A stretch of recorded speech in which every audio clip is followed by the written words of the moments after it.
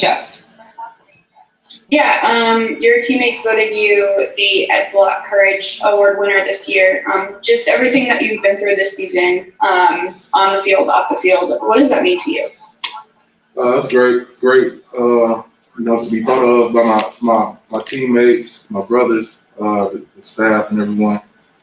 Definitely been a challenging year through a lot of adversity,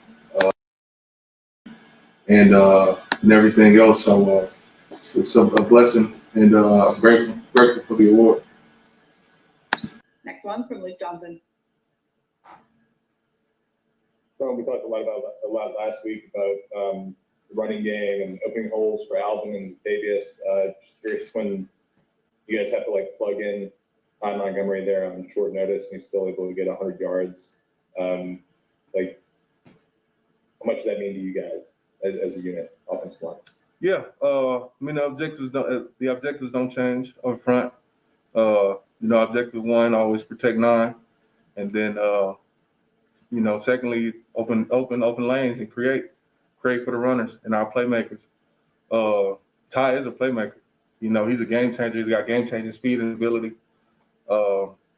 And that wasn't a surprise to us. It wasn't unknown to us, his abilities and what he's able to do. Next one's from Brett Martell. Hey, Terron. I know during the playoffs there's a lot of talk about, having to lock in because of the finality of a loss and how it ends the season. In this case, there's also the finality of a career maybe for Drew Brees, and I wonder if that's something that you guys think about or use as motivation, or is it healthier really not to think about all that kind of weighty stuff? Man, we got a ton of motivation. Everyone have their own individual motivators, and then collectively as a team, we're all chasing. We got one objective, one goal in mind, and that's from the very beginning, And all 32 teams set out with that goal. So no one knows Drew's future and what that holds. It's hard to predict a guy like him and make decisions for him. So we're just gonna take this thing one game at a time, try to execute our game plans to the best of our ability, and be victorious week after week. Next one's from Amos Morale. Yeah, I just wanted to ask if you felt it was an advantage that this roster has so many guys that have been to the playoffs before and played in the playoff game before. Yeah, I'm sure that playoff experience will help. Understanding the attention to detail, that week of preparation, the magnitude of when to go home. So many things can transpire during the NFL game week to week. Even more so in the playoffs. Bad plays, turnovers, mistakes, mishaps.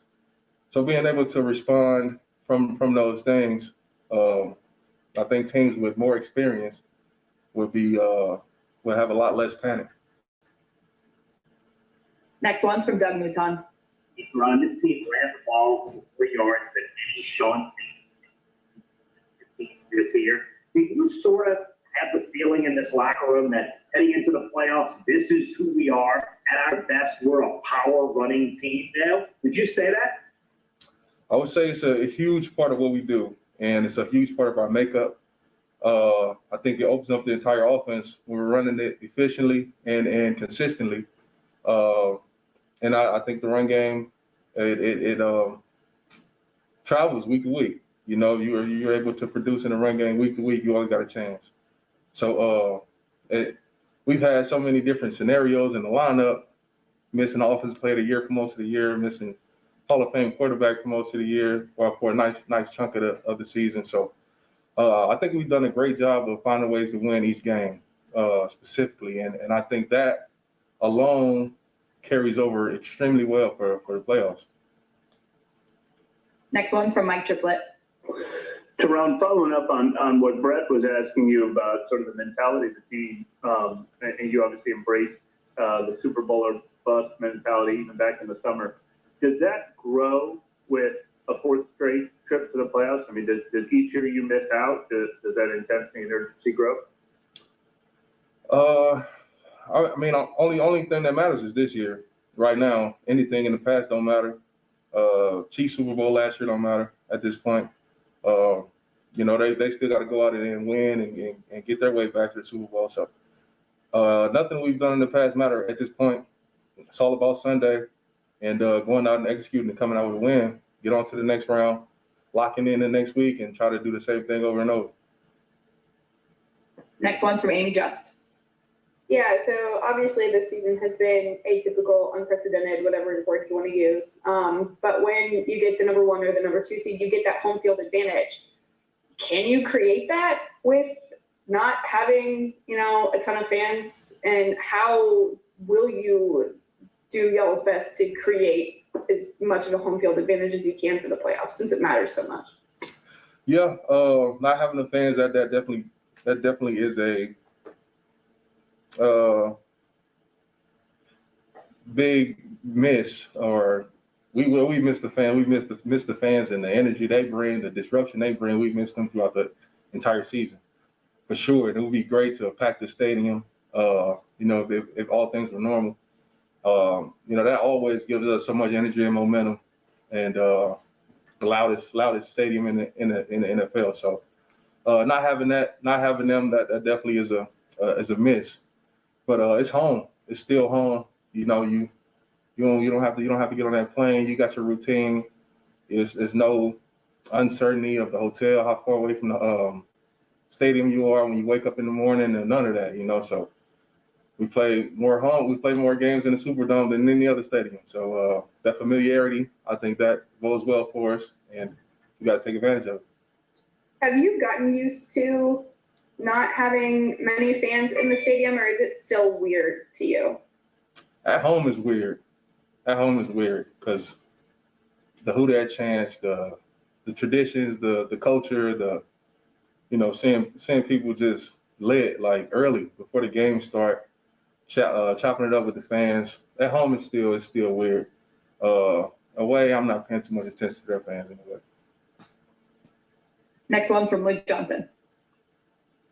Right. I know, taking care of your body throughout the course of a 17-week season is always key, but getting to this stretch of the playoffs, is there anything that takes on greater precedence? You try to get more sleep, drink more water, knowing that you have to be kind of at your peak as much as you can be at this time of year? I think routines are routines. Especially we're playing Sunday in the afternoon slot. We've had quite a few games in that slot, so I think the routine is a routine. I think people would try to be optimal for every game and not try to change much or do too much. It's a heightened sense of sudden death for sure, win or go home. But I think routines on a weekly preparation should be pretty similar. Next one's from Stacey Dales. Hey, Terron, obviously Ty was fantastic last weekend, but clearly a big void when Elvin's not out there. What would it mean? How would it affect your team to have he and Michael Thomas back on Sunday, if that's possible? Yeah, no, it'd be huge. I mean, we're talking two great young players that's produced time and time again. That's without question. Without question, it'd be great if it uplift the team and everything else. I think our depth is incredible across the board. The things that the guys were able to do in the secondary, with those guys missing, was incredible. So, looking forward to having those guys back if possible, if they're healthy or cleared.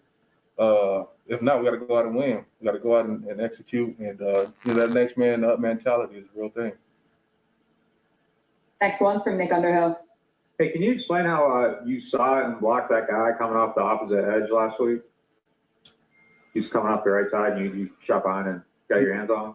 Yeah, so my guy dropped, and usually natural reaction at this point is, well, my end drop, I tell Pete to go. So he goes down, and I see his guy was kind of gone too. So I just kept scanning, and saw 21 come down kind of late. I wish I would have saw him earlier.